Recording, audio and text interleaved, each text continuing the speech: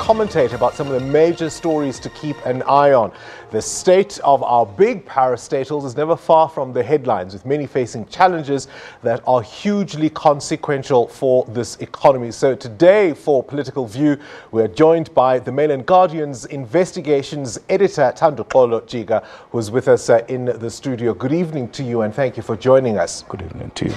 I suppose the first place to start is this new forensic report by Treasury, and it calls fingers quite specifically the former Eskom CFO Anuj Singh, and in fact it's on the back of another Treasury report from last year. Yeah, I mean the report is quite scathing. It not only talks about how due processes were not followed in the procurement process, both at Transnet and at Eskom. It goes further to show that there were issues of gratification, particularly at Transnet when it comes to Anuj Singh, who was the CFO there. By gratifications, you mean these trips? These trips overseas, quite coincidentally close to when contracts are given to different people. Yeah, McKinsey then gets contracts at Transnet. The contracts, they do not go out on tender. The value of the contracts gets increased without any other bidders being given a chance. So I mean that on its own raises quite a lot of questions, which quite rightly Treasury has asked the Hawks to investigate such. Yeah, there is this recommendation by the Hawks to look into this matter, specifically, of course, what is it, the legislation, the Prevention and Combating of Corrupt Activities Act. What does that do to Anuj Singh? How much trouble could he find himself in? Well, he's in quite a lot of trouble. I mean, that act, PRECA is quite specific on what is gratification, what corruption is, accepting donations, favors, trips.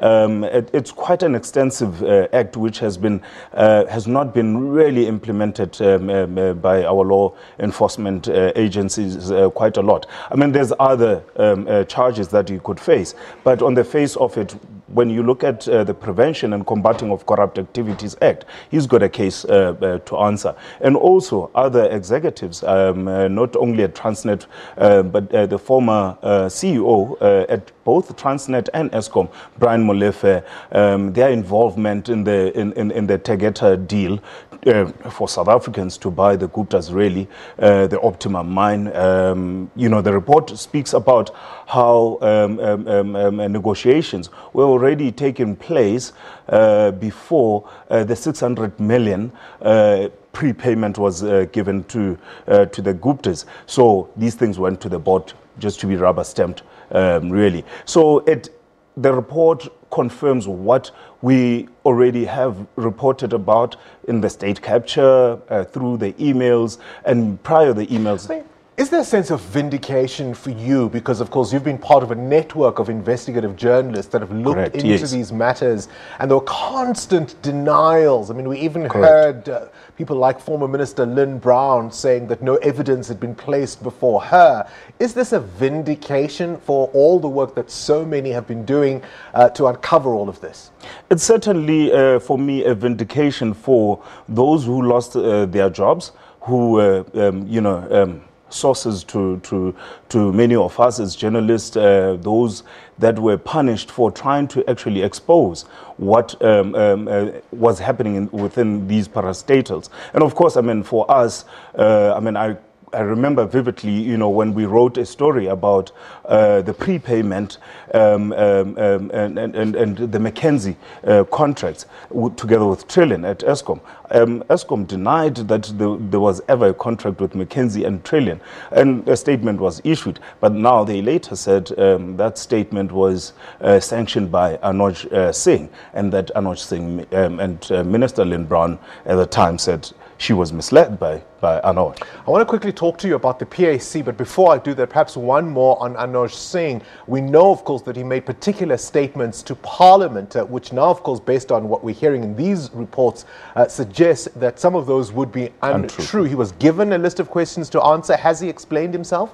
Well, look, I contacted Anuj Singh on Sunday, and most of the people mentioned in that document were only given their report on Friday. Anuj Singh said he hasn't seen the report, and he was not willing to comment on it. So not quite a parastatal, but 2 trillion rands of public servants' money. The PIC has also been making headlines for all the wrong reasons. Now, you're saying that the CEO, Dan Matjila, is not going to go anywhere, at least not for now. Yeah, he can't. Right now, what the board is actually faced with is they can't charge him based on they can't suspend him based on the allegations that were raised last year, because the board itself had cleared him of those charges. So now the question is, how are they going to proceed with the investigation? And of course, I mean, you would have seen that the current chairperson of the PIC,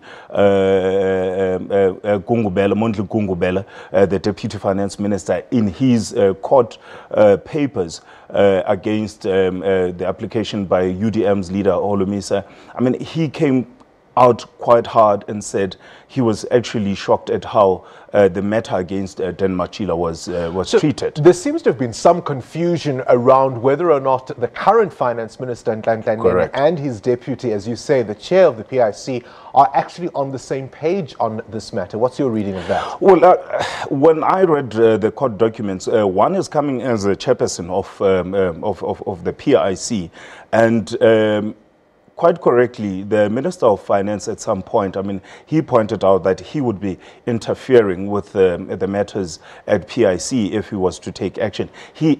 Hence, he has recommended a commission of inquiry, and that a forensic investigation be a forensic investigation should take place. Surely that's the thing that needs to be done to put all of these... I mean, we go back to Malusi Jika, he also called for some investigations into this.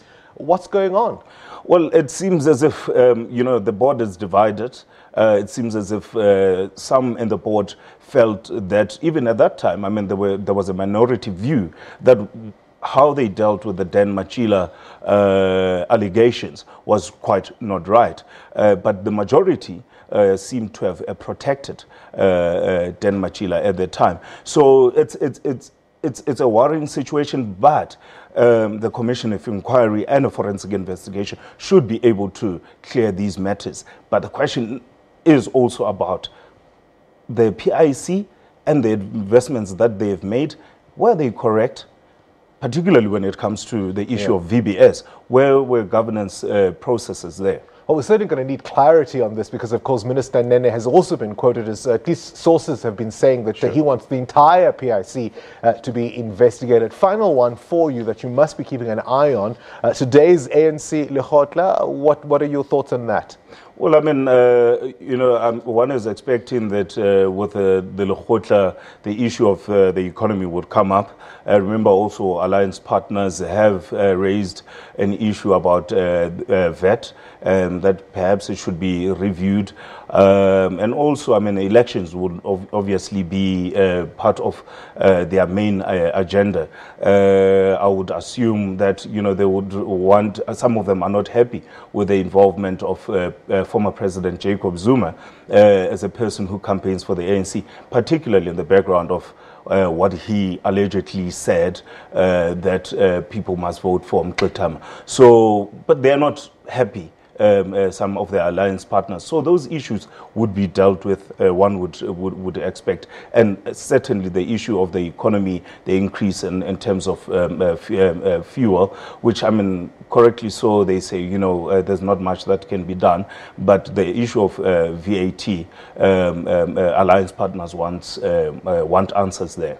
I mean, of course, I imagine a big part of the discussion is going to be at the rising cost of living in South Africa. And of course, you mentioned VAT, but also the fuel price. The fuel price issue has been, their biggest problem. But I mean, as they correctly point out, it's a global issue. But they need to come up with solutions as to how then do you inject something into the economy? Because the issue is the cost of living is rising. So you need to have alternatives when it comes to the economy, and to inject the economy. I mean, of course, I mean, they're talking about big investments, etc. But those are long-term goals. But short-term, mid-term, what really happens? They need to give answers as to really what happens for the rest of the South African population. All right, we'll have to leave it there with you, Thanduxolo Jika. Of course, the Mail and Guardian's investigations editor with us in studio for this Monday's Political View, looking at the major stories for you to keep an eye on in terms of what's dominating headlines around our